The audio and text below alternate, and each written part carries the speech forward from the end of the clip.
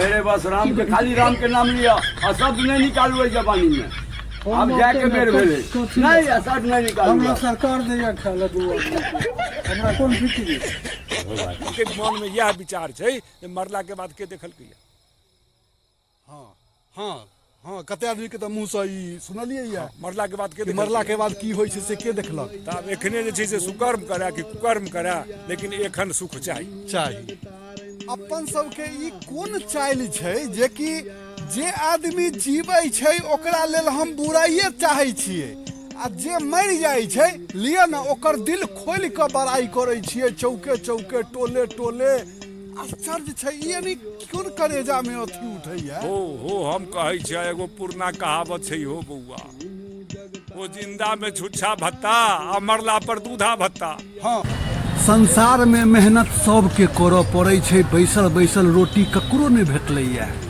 हे हम सब लेबर वाला काज करै छी, बस राखी ईमानदारी आरने लाज करै छी, बस अपन मेहनत पर हम विश्वास करै छी, कोनो देखा देखी वाला मेरे बाज करै छी।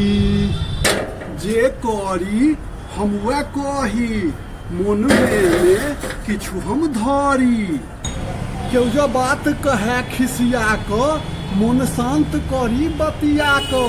तो जय मैथिली जय मिथिला।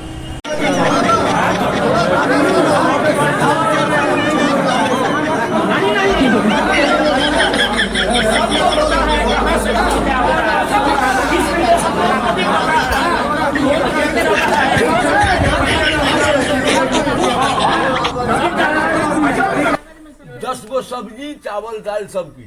अरे हाँ लाल मास्टर के से तू गांव में तू रह जा तोरा नहीं मालूम। अरे वार्ड नंबर में हमरा वहाँ के भावों का ठाड़ करवाई जरा वही की बोले ठाड़ करवाई वो वार्ड नंबर में मुखिया हो रहा वो छुट्टी काटी।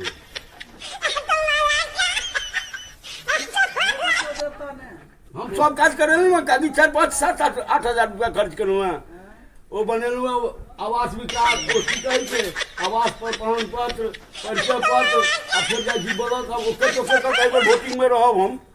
देखी छै कमाए वाला सब भोर केओ रिक्शा लऽ कऽ केओ गाड़ी लऽ कऽ दौड़ करै छै जे केना कमाएब जे हम पेट भरब। अहाँ तामस ओते जल्दी किया कऽ लै छियै बाबा। हाँ बिल्कुल तामस के सदैव नुकसान बाते बाते में एकदम पिता तत्ते छथि कि जैसे कुछ कहो जोगर नहीं। बहुत खराब बात है, पित्त के एकदम कंट्रोल करू नहीं तो अहाँ के जान के खतरा बा। हाँ बुजुर्ग सबके कहा नाम छै बउआ कहल छै बुजुर्ग सबके जे कि तेवर आ जेवर संभाल कर राख के चीज छै, ओकरा आवेश में आबि कऽ प्रदर्शित नहीं करी नहीं तो ओकरा संभाल पेनाई कठिन छै। हाँ बहुत कठिन छै ओकरा संभाल पेनाई। कठिन छै कि जहाँ जेबर अहाँ बाहर देखेलिए तो चोर डकैत पाछू लागि जायत आ तेवर जो बाहर देखेलिए तो 75 गो दुश्मन ठार भऽ जायत।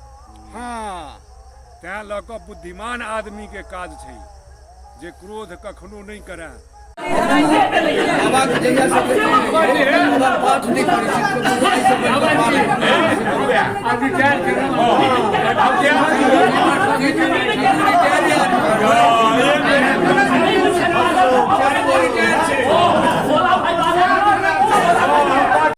अखन के जे स्थिति देखे छियै अहाँ के जेब में पैसा आए जेबी में तो आनो आदमी खूब स्नेह से बात करे छै आ जो जेब खाली है जेबी खाली है तो यो अपन घर के सदस्य यानी नीक ढंग से नहीं बतियाई छै, दूर दूर छिजा छिया करैत रहे छै हर समय।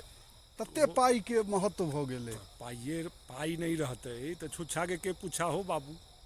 हाँ से बाबा छै लेकिन हम आई के समय में ई आइए के समय में नहीं भेलैया, ई पुरनो समय में भेलैया तहन बहुत प्राचीन काल में ई तरहक बात नहीं भेलैया।